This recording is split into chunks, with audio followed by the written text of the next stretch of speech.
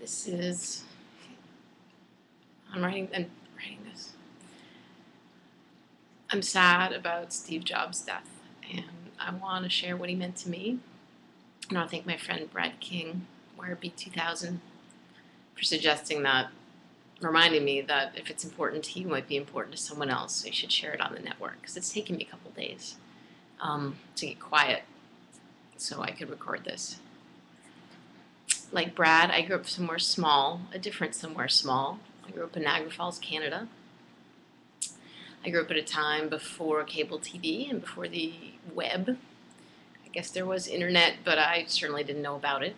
It was a very small town, and I was a pretty nerdy kid. I didn't know about computers, but I knew I was a nerd because people told me all the time, usually not in that language. Usually it was yelling something at me because I was excited to have the answer in class. And I always felt kind of different and a little bit alone, and also really excited. I mean, I really related those two things together as part of being a nerd. And I was watching television one day.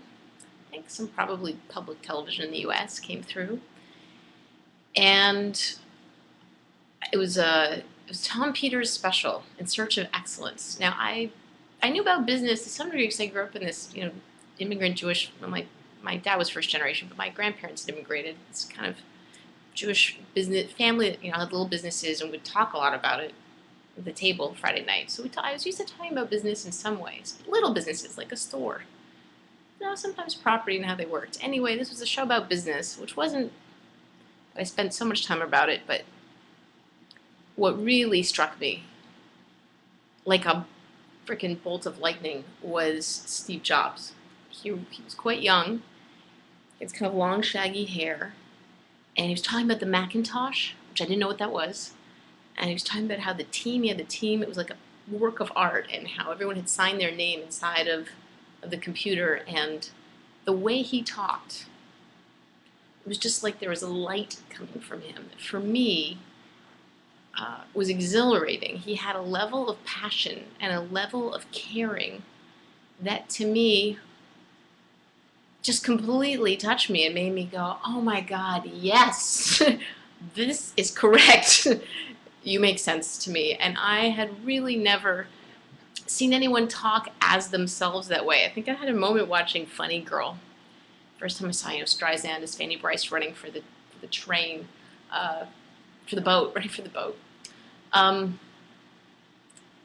That was the other moment. These were both for me on television, but Jobs wasn't a character. He wasn't a performer as amazing as Streisand was, who also impacted me. I felt that much, and that was part of why I felt so weird, I think, compared to other kids. And something about this guy just lit me up, and I never forgot it. In fact, I tell a story, I do this show where I bake cookies with the audience. Interactive, thanks to the web. Influenced me. So at one point I talk about I didn't really have crushes on boys, which I really honestly mostly didn't, but all the other girls did, and so to fit in with them, I would pretend that I did. So the girls would talk to me, and I didn't know I wanted them to like me at that point, but anyway, at least have lunch with me. So they would all put, at that time it was Sean Cassidy posters in their lockers. The Hardy Boys, and Parker Stevenson, and I would say, I couldn't exactly put my little polka dotted Wall Street Journal picture of Steve Jobs in there, who was the only famous guy I ever had a crush on, which is true. So that moment for me had a huge impact on my life. And I think the odds of having those moments now, if you're young and you feel different than other people, or like you haven't quite met somebody who's like you, or who you make sense to, which was what I was desperately hoping for, and didn't really get to have until I was a teenager, 16, and I met some other nerdy people.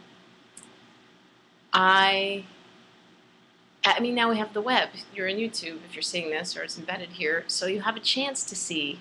Probably the odds of finding someone else that makes sense to you are a lot greater. But it was really hard then if you were isolated and you were kind of different. Just being Jewish there was already different enough. It didn't take very much in small town culture to be different. There's all kinds of difference. So it sounds silly, but it gave me like some hope. It gave me a sense of what I could be. And for me, part of what Jobs means to me, not only his impact, obviously, on technology, the personal computer, human design, the laser writer, all the gadgets that people are writing about, and all the just gadgets that technology helped develop, but his impassioned quality and his absolute commitment in his own life to doing what was right to him and to live as big and as ambitiously as made sense to him, and to have goals that were massively huge and very human to help connect people. Really. I mean, because making technology more human, that's what it does. Brad is right. That's really everything of value is what connects us. That's the beauty of the web. It's the beauty of art, shows if I make them, or technology if we make them, if we do it, use it right. And so there's no way, if you'd said to me you're going to work on computers, I would have believed you. I did end up having a Macintosh when I was in college. I did end up working at Apple, which is the last place in the world I would have expected. It's the only big company I ever worked for. In 1996, I think, I joined a web team, the first web team at Apple that built the first sites. A team that helped make webcasting happen, which this is on-demand video, but live streaming video. It was thrilling. I'd worked in the entertainment business before that, and in the film business in Hollywood, and as thrilling as that is, and as much as I love performance, and I still love that world, seeing stuff being part of things that hadn't been done before was so exciting. I was at Apple at a time Jobs wasn't there, but I knew as I got older stuff about that place. Like I, for some reason, knew quite young that 20s, 30s, that Apple had rights for gay employees. I had heard about that. But I also heard about all the innovative stuff was interesting to me. I'd heard they had bicycles for people to ride around campus. I heard that they had sabbaticals you could take at this company. The idea that you didn't have to accept the way things were, that you could say, you know what, I'm going to try something else. I'm going to do this because it could work. That to me is everything. And my first day at Apple, it was still the 6-color logo. They give you a T-shirt, at least they gave me one. It said, "The journey is the reward." Which sort of vaguely made sense to me, and as I'm getting a little bit older, it makes more sense to me. You know, it's just spend life as it's right for you, and my time at Apple was very special. It really did change my life. I did not think I'd be part of the web so early. It was a relatively small community of people at that point, and the process of being involved with it changed utterly my understanding of why we tell stories, all other stuff I like to do, why we do shows, why people. For me, it became very much as much about helping people get together and connect as just the form of storytelling, which is beautiful and fun and moving. So yeah, I've cried a lot in the last day or two. I just felt like he was incredibly special person, and his commitment to excellence in himself, I think, was inspiring. His commitment to be true to himself and to empower others to be true to themselves and to build things that helped other people express themselves is a beautiful thing to me, and I will never forget that time at Apple, the team I got to work with, and how new everything was to me, and being chastised about reading someone else's email because I didn't understand how email worked or that it was private. I mean, it was very new to me. I wasn't someone who was that high on the computer. Well, the second I used the web for the first time, I knew it was exciting. I knew movies would start going through it, and I knew that's where I wanted to be. So I take it back, I was very excited by it, but I didn't feel like that was me. Like, I was someone who came to it later. I didn't program. I wasn't one of those kids who sat in front of an Amiga or gaming or a Commodore 64 programming. I grew up in that era, but I didn't do those things. Once it was about connecting with other people, and that was clear to me, I was all in. And I don't see a difference between entertainment, storytelling, connecting people, business, culture, politics, technology. They're all the same thing. They all come down to us. And being part of a culture at Apple that understood that, being around people who were not only that amazingly interesting and unique, but willing to just take chances and to say why not and to live in possibility, it was like the best graduate school in the world.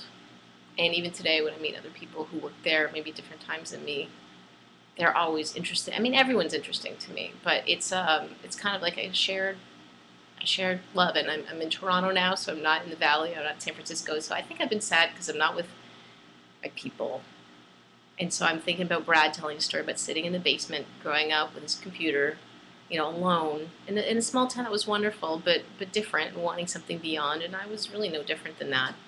I was. It was a tough time for me. I wasn't the most welcome kid in the small town. I really wasn't. I was really hungry to meet someone else, somewhere else. And most of the geeks I met in the early web days for me in San Francisco, 95, Cupertino, 96, had some of that in them. They weren't all schmoozy. They were excited. They were excited. They had that light. They had that light that I saw on TV when I saw Jobs as a little kid.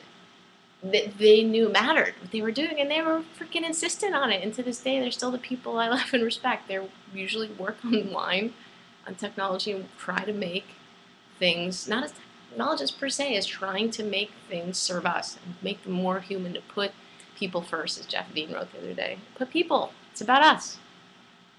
So I don't know that this is a unique memory of him, but I spent 2 or 3 days thinking about him, and mostly thinking, how can I not do better? Like I have to change myself to someone else. How can I even be truer? Even truer. I've had a pretty unique life already, and unique path, but how can I even be clear about what it is I'm going to do to try to help make these things happen, make the world a place where we can be ourselves together and be different together? Which is what I spent a lot of time doing with comedy. It's not the most hilarious video. And one regret is I never sent him the bit I did about Microsoft. Are the Christians now for the Jews? I thought it would be fun. Yeah, so I can strike that off the list as someone I guess I'm never going to get to meet. But I feel, I use his stuff every day, so I guess I met him in that way.